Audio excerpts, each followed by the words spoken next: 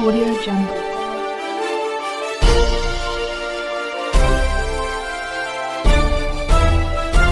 Audio Jungle.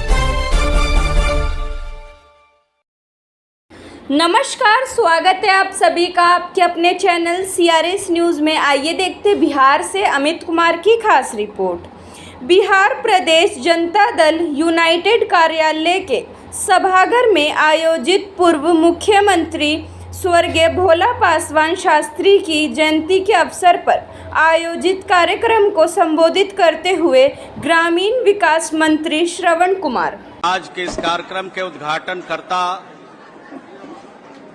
और बिहार सरकार के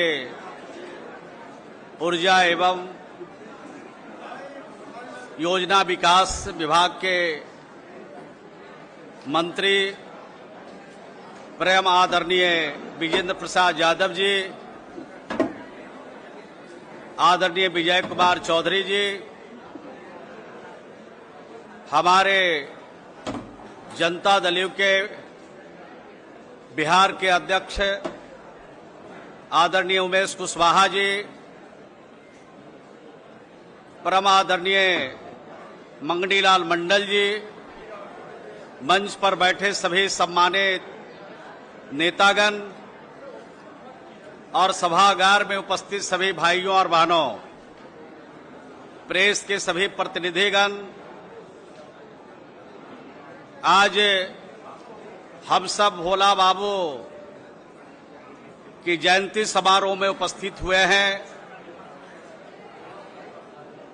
उनको नमन करने के लिए हम सब यहां पर इकट्ठे हुए हैं। भोला पासवान शास्त्री जी बिहार के धरती के इस मिट्टी के लाल थे, जिनके मन में एक सपना था बिहार को आगे बढ़ाने का, जिनके मन में सपना था बिहार के गरीबों को उनको अधिकार देने का, जिनके मन में सपना था कि जो बाबा साहब के द्वारा बनाए गए संविधान है, उस संविधान के तहत जो वंचित लोग हैं, जो लोग सताए गए हैं, जो पीड़ित और प्रताड़ित लोग हैं, उनके सम्मान की रक्षा करने का संकल्प उनके मन में था और उसी संकल्प के साथ बिहार को आगे बढ़ाना चाहते थे। और आज उनके जन्म दिवस समारोह में हम सब उपस्थित हैं।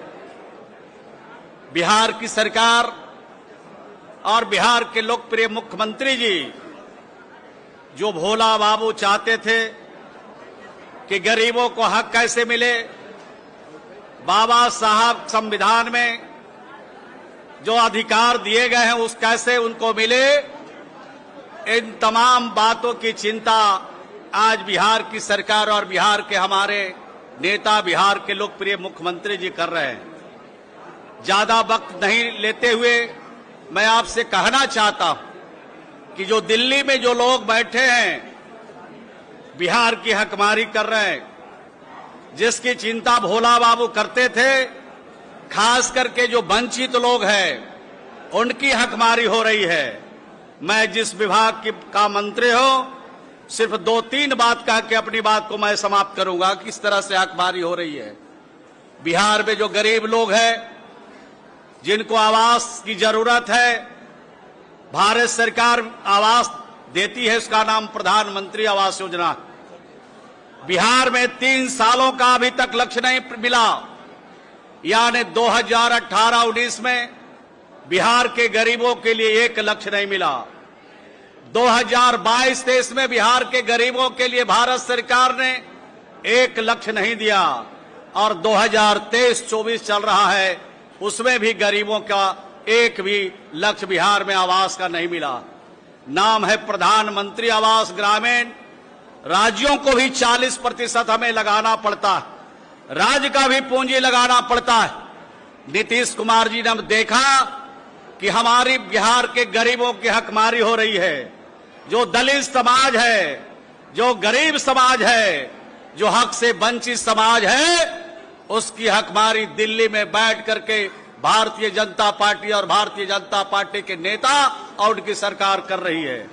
हकमारी जब देखा बिहार के गरीबों के लिए उन्होंने उनके अंदर कितना दर्द है, कितना सोचते हैं, उन्होंने कहा बिहार के गरीब चिंता मत करो, बिहार में मुख्यमंत्री आवास ग्रामीण भी शुरू कर दिया और कहा भारत सरकार अनदेखी करे तो करे, लेकिन बिहार के गरीबों के अनदेखी बिहार नहीं करेगी।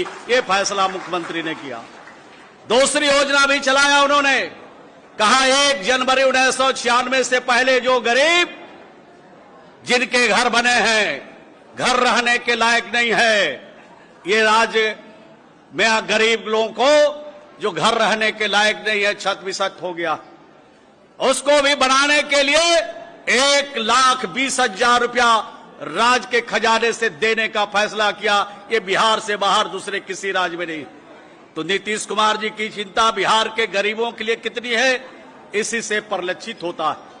और तीसरी योजना भी शुरू किया उन्होंने, जिसका नाम रखा मुख्यमंत्री वास स्थल वास स्थल क्षतिपूर्ति योजना। और उस योजना में 1 अप्रैल 2010 से पहले जिनकी आवास की स्वीकृति मिली और वो आवास पूर्ण नहीं हुआ है, उन गरीबों के लिए भी कहा कि राज्य के खजाने से 50,000 रुपया गरीब को हम घर बनाने के लिए देंगे। ये बिहार से बाहर दूसरे किसी राज्य में नहीं है। तीसरी योजना बिहार के मुख्यमंत्री जी ने शुरू किया कि जिसका नाम आवास सूची में है, गरीब है, लाचार है, रहने के लिए उसके पास जमीन नहीं है, अलंग पर बसा है, आहर में, पैन में, पोखर में बसा है, उसको हटाने के लिए जल जीवन हरियाली योजना के तहत जब काम होता है तो उनको हटाए जाते हैं। उनको 5 डिसमिल जमीन अगर सरकारी जमीन वहां पर मिल जाता है तो देते हैं, और नहीं तो राज्य के खजाने से 60,000 रुपया जमीन खरीदने के लिए भी देते हैं। ये काम बिहार की सरकार कर रही है। बिहार के मुख्यमंत्री जी गरीबों के प्रति कितनी उनकी श्रद्धा है, गरीबों के प्रति कितना दर्द है, गरीबों को देखकर कितनी परेशानी है, इन योजनाओं से आप मूल्यांकन कर सकते हैं। ये बात कहते हुए हमने कहा कि बिहार के अलावा इस दूसरे किसी राज्य में ये योजना नहीं है। दिल्ली में बैठ करके लंबा लंबा भाषण और लंबा लंबा विज्ञापन 1-1 पेज का आता है कि हम गरीबों की भलाई करना चाहते हैं। दूसरी योजना एक जो मनरेगा है, जिसको भी भारत सरकार कहती है केंद्र प्रायोजित योजना, इसमें कौन लोग काम करते, इसमें गांव के गरीब लोग काम करते, हमारे त्रिस्तरीय पंचायतों के जो प्रतिनिधि है वो काम कराते हैं। गांव के गरीबों को बाहर राज्य से जाना नहीं पड़े, इसके लिए मनरेगा योजना चलाया जा रहा है। मनरेगा योजना में अभी भी मजदूरों को मजदूरी देने के लिए भारत सरकार पैसा नहीं देती है। मजदूरों को मजदूरी देने के लिए भी इनके पास पैसे नहीं है।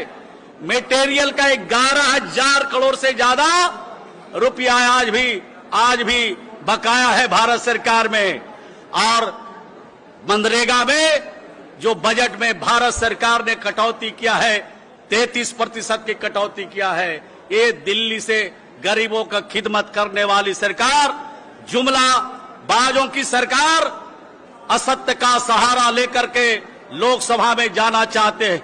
भाइयों और बहनों, खास करके गरीबों से, नौजवानों से और आज यहां उपस्थित सभी लोगों से मैं अनुरोध करना चाहता हूं कि जिस तरह से 2 बार ठगी का काम करके दिल्ली में आसीन हो गए, अगर आप गरीब लोग अगर ठगी के शिकार होते रहोगे तो आपका जिंदगी संवरने वाला नहीं है, आपके आने वाले भविष्य की भी जिंदगी संवरने वाला नहीं है। 2024 में हम सब लोग, बिहार के लोग, ऐसा जवाब इनको दे करारा कि दिल्ली जाने का जो रास्ता है, बिहार से उत्तर प्रदेश होके दिल्ली, बिहार में पूरी तरह से 40 में से 40 सफाया करेंगे, जुमलाबाजों को आगे जाने नहीं देंगे।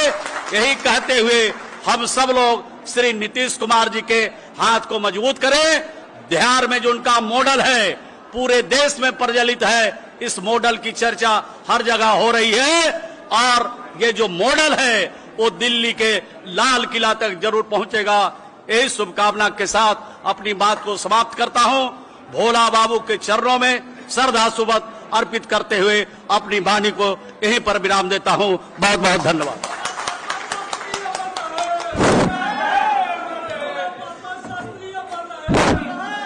धन्यवाद।